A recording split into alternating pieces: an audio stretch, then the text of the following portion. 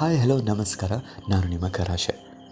ಒಂದು ಸತ್ಯಕ್ಕೆ ಒಂದು ಆಧಾರದ ಅವಶ್ಯಕತೆ ಖಂಡಿತವಾಗಿರುತ್ತದೆ. ಅಂತೆಯೇ ಭಾಷೆಯ ಇತಿಹಾಸಕ್ಕೆ ಅದರ ಹಳೆಮೆಗೆ ಒಂದು ಸಾಕ್ಷಿಯೂ ಬೇಕಾಗ್ತದೆ. ಈ ವಿಷಯವನ್ನು ನೆನಪಿಸಿಕೊಂಡ ತಕ್ಷಣ ಹಲ್ಮಿಡಿ ಶಾಸನ ನೆನಪಿಗೆ ಬಂದು ಕನ್ನಡ ಭಾಷೆಯ ಹಿರಿಮೆ ಕಣ್ಮುಂದೆ ಬರುತ್ತೆ. ತಾಳಗುಂದದ ಶಾಸನ ದೊರೆಯುವುದಕ್ಕಿಂತ ಮುಂಚೆ ಈ ಹಲ್ಮಿಡಿ ಶಾಸನವೇ ಮೊದಲ ಶಾಸನವಾಗಿತ್ತು. ಈ ದಿನ ಈ ಹಲ್ಮಿಡಿ ಶಾಸನದ ಬಗ್ಗೆ ಮಾತಾಡೋಣ ಅಂದ್ಕೊಂಡಿದ್ದೀನಿ. ಮೂರ್ತಿ ಚಿಕ್ಕದಾದರೂ ಕೀರ್ತಿ ದೊಡ್ಡದು ಎಂಬ ಗಾದೆ ಮಾತಿಗೆ ನಮ್ಮ ಕರುನಾಡಿನ ಹಲ್ಮಿಡಿ ಶಾಸನವನ್ನು ಮಾದರಿಯಾಗಿ ನೀಡಬಹುದು. ಏಕೆಂದರೆ ಕನ್ನಡ ಭಾಷೆಯ ಲಿಪಿ ಇತಿಹಾಸವನ್ನು ಕುರಿತು ಅಧ್ಯಯನ ಮಾಡುವಾಗ ಈ ಶಾಸನದ ಉಲ್ಲೇಖ ಖಂಡಿತ ಬಂದೇ ಬರುತ್ತೆ. ಇನ್ನೊಂದು ವಿಷಯ ಗೊತ್ತಾ, ಈ ಶಾಸನದ ಒಂದೊಂದು ಪದಗಳನ್ನು ಕುರಿತು ಒಂದೊಂದು ಲೇಖನಗಳೇ ರಚಿತವಾಗಿದೆ. ಅಷ್ಟು ಪ್ರಾಮುಖ್ಯತೆ ಪಡೆದುಕೊಂಡಿದೆ ಈ ಹಲ್ಮಿಡಿ ಶಾಸನ. ಹಲ್ಮಿಡಿ ಒಂದು ಪುಟ್ಟ ಗ್ರಾಮ, ಪಲ್ಮಿಡಿ ಎಂದು ಕರೆಯಲಾಗ್ತಿದ್ದ ಈ ಗ್ರಾಮ ಮುಂದೆ ರೂಪಾಂತರಗೊಂಡು ಹಲ್ಮಿಡಿ ಎಂದು ಗುರುತಿಸಿಕೊಂಡಿದೆ. ಇಂತಹ ಈ ಗ್ರಾಮ ಹಾಸನ ಜಿಲ್ಲೆಯ ಬೇಲೂರು ತಾಲೂಕಿನಲ್ಲಿ ಕಂಡುಬರುತ್ತೆ. ಈ ಗ್ರಾಮದಲ್ಲಿ ಒಂದು ಪುರಾತನವಾದ ಮಣ್ಣಿನ ಕೋಟೆ ಇತ್ತು. ಅದಕ್ಕೊಂದು ದ್ವಾರ. ಆ ದ್ವಾರದ ಮೂಲಕ ಓಡಾಡುವ ಗ್ರಾಮಸ್ಥರು ಮತ್ತು ಬೇರೆ ಊರಿನ ಜನರಿಗೂ ಸದಾ ಗೋಚರವಾಗುವಂತೆ ಅಲ್ಲಿ ಈ ಶಾಸನವನ್ನು ನಿಲ್ಲಿಸಲಾಗಿತ್ತು.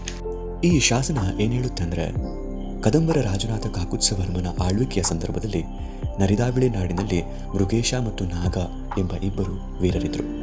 ಪಲ್ಲವರೊಂದಿಗೆ ಯುದ್ಧ ಮಾಡಬೇಕಾದರೆ ಸಹಾಯಕ್ಕಾಗಿ ಬಂದ, ಯುದ್ಧದಲ್ಲಿ ಜಯವನ್ನು ಪಡೆಯಲು ಕಾರಣನಾದಂತಹ ವಿಜಾ ಅರಸ ಎಂಬವನಿಗೆ ಪಲ್ಮಿಡಿ ಮತ್ತು ಮುಳುವಳ್ಳಿ ಗ್ರಾಮಗಳನ್ನು ಬಾಳ್ಗಚ್ಚಾಗಿ ನೀಡಿದ್ರ ಬಗ್ಗೆ, ಹಾಗೆ ಈ ದಾನ ಶಾಸನವನ್ನು ಭಗ್ನಗೊಳಿಸಿದರೆ ಆತನಿಗೆ ಮಹಾಪಾಪ ಬರುತ್ತದೆ ಅನ್ನೋದರ ಬಗ್ಗೆ ಉಲ್ಲೇಖ ಇದೆ. ಈ ಶಾಸನದ ಶಿರೋಭಾಗದಲ್ಲಿ ಕುದುರೆಯ ಲಾಳಾಕಾರದಲ್ಲಿ ವಿಷ್ಣುವನ್ನ ಕುರಿತು ಒಂದು ಶ್ಲೋಕವನ್ನು ಕೆತ್ತಲಾಗಿದೆ. ಒಟ್ಟಾರೆಯಾಗಿ 16 ಸಾಲುಗಳನ್ನು ಈ ಶಾಸನ ಒಳಗೊಂಡಿದೆ.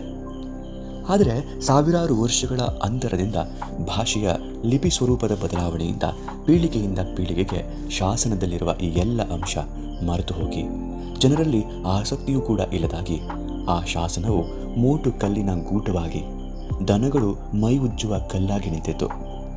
ಹುಡುಗರ ಕಲ್ಲೇಟಿಗೂ ಗುರಿಯಾಗಿ ಶಾಸನವು ಸ್ವಲ್ಪ ವಿರೂಪಗೊಂಡಿತು.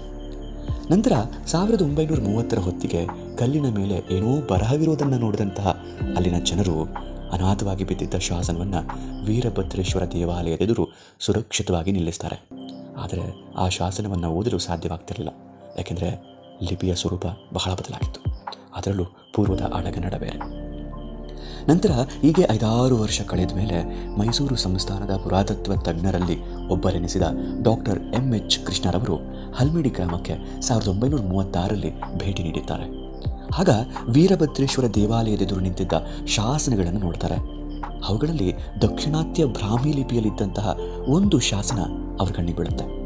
ಅದು ನೋಡಿದಂಥ ಅವರು ಇದೇನು ಪುರಾತನ ಶಾಸನ ಅನ್ನಿಸುತ್ತಲ್ಲ ಅಂತೇಳಿ ಅಂದ್ಕೊಂಡು ಅದನ್ನು ಪರೀಕ್ಷಿಸ್ತಾರೆ. ಆಗ ನೋಡಿ ಗೊತ್ತಾದದ್ದು, ಮೋಟು ಕಂಬವಾಗಿ ಸಾವಿರಾರು ವರ್ಷಗಳಿಂದ ನಿಂತಿದ್ದ ಆ ಕಲ್ಲು ತುಂಡು ಕನ್ನಡ ಭಾಷೆಯ ಅತಿ ಪುರಾತನ ದಾಖಲೆಯಾಗಿ ಸಾಕ್ಷಾತ್ಕಾರ ಆಗಿ ಹೋಯಿತು. ಹೀಗೆ 1,500 ವರ್ಷಗಳಿಂದ ಅನಾಥವಾಗಿ ಬಯಲಿನಲ್ಲಿ ನಿಂತು ಗಾಳಿ ಮಳೆ ಬಿಸಿಲುಗಳಿಂದ ನೈಸರ್ಗಿಕ ದಾಳಿಯ ಜೊತೆಗೆ ಊರಿನ ದನಗಳು ಮೈಯುಜ್ಜಿ ಹುಡುಗರು ಕಲ್ಲಿನಿಂದ ಹೊಡೆದು ಶಾಸನದ ಮೈ ಮೇಲೆ ಅನೇಕ ಗಾಯಗಳಾಗಿದ್ದವು. ಆದ್ದರಿಂದ ಈ ಶಾಸನವನ್ನು ರಕ್ಷಿಸಲು ಮೈಸೂರು ಪುರಾತತ್ವ ಇಲಾಖೆಯು ಪ್ರಾಚ್ಯ ವಸ್ತು ಸಂಗ್ರಹಾಲಯದಲ್ಲಿ ಇದನ್ನು ಇಟ್ಟಿತು. ನಂತರ ಬೆಂಗಳೂರಿನ ಕಬ್ಬನ್ ಪಾರ್ಕ್ನಲ್ಲಿ ಸರ್ಕಾರಿ ವಸ್ತು ಸಂಗ್ರಹಾಲಯದಲ್ಲಿ ತುಂಬ ಜಾಗರೂಕವಾಗಿ ಅದನ್ನು ರಕ್ಷಿಸಿಡಲಾಗಿದೆ. ಇವತ್ತು ಕೂಡ ನೀವು ಅದನ್ನು ಕಣ್ತುಂಬಿಕೊಳ್ಬೋದು. ಆತ್ಮೀಯರೇ, 450ರಲ್ಲಿ ರಚಿತವಾದ ಈ ಒಂದು ಹಲ್ಮಿಡಿ ಶಾಸನವನ್ನು ನಾವು ಈ ಹಿಂದೆ ಕನ್ನಡದ ಮೊದಲ ಶಾಸನ ಅಂತೇಳಿ ಗುರುತಿಸ್ತಾ ಇದ್ವಿ.